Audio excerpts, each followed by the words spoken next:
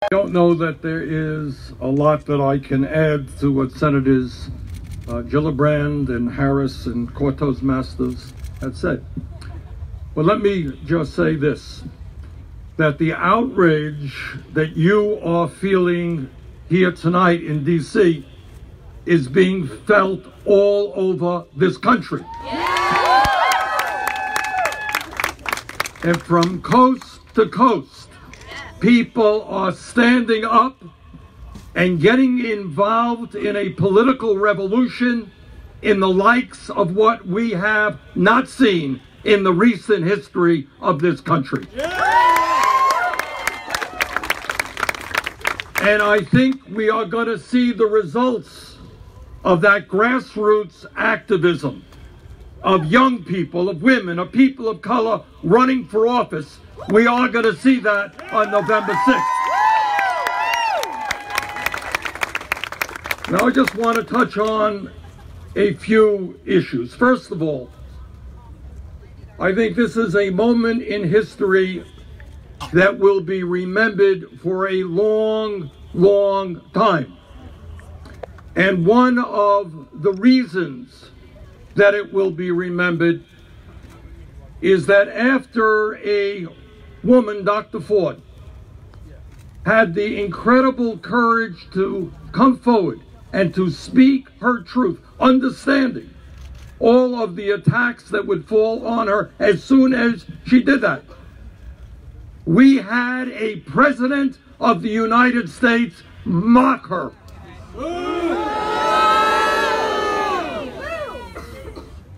Overwhelmingly, the American people understand that we need a change in our culture in terms of how men treat women.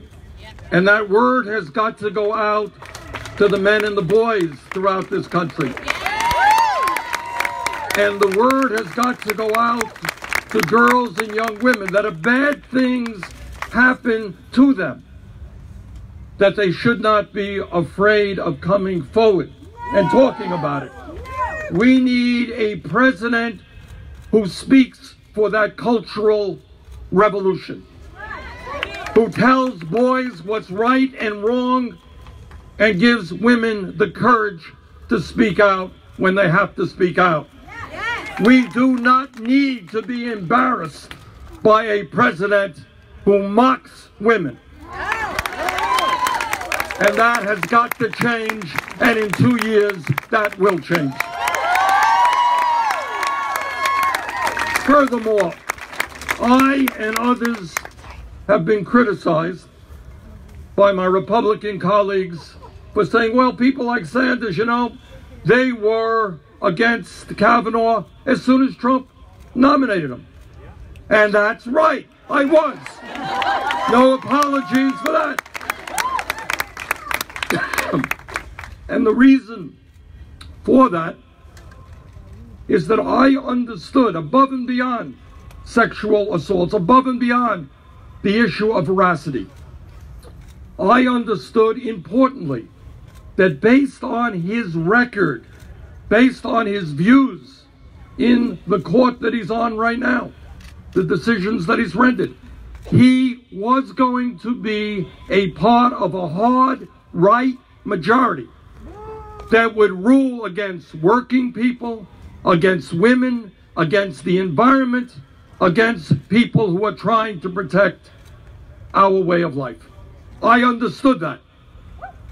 And if you are concerned about issues like pre-existing conditions, if you are concerned about Roe versus Wade and protecting a woman's right to choose, that is reason enough to vote against Kavanaugh.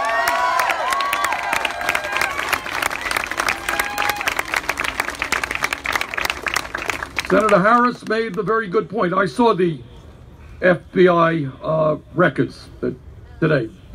Nobody should think for a moment that that was a thorough or a complete investigation. It absolutely wasn't.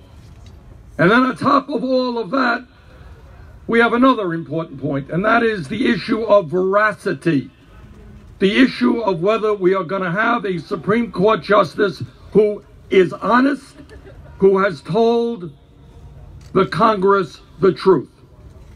And what we have seen over the years, going back to when he first testified before the Judiciary Committee for the judicial appointment that he now has, we have seen real questions about whether or not the answers that he gave were honest.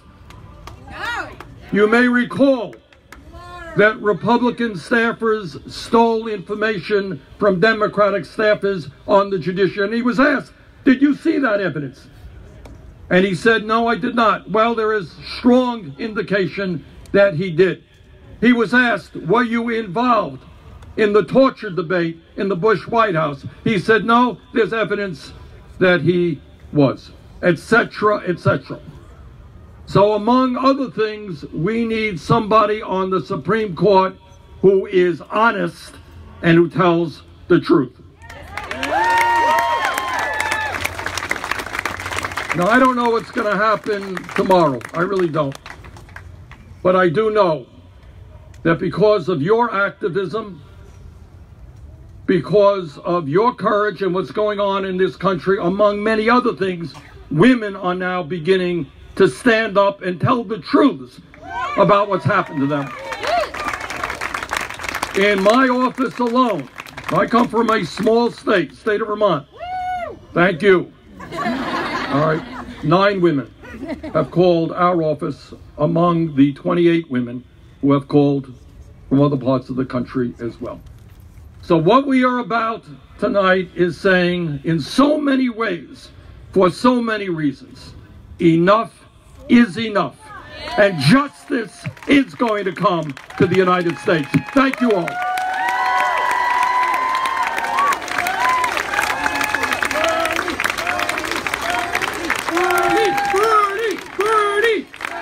All right, I'm very excited for this next speaker. He is suing the president. A fellow Pacific Northwesterner such as myself, Senator Jeff Merkley.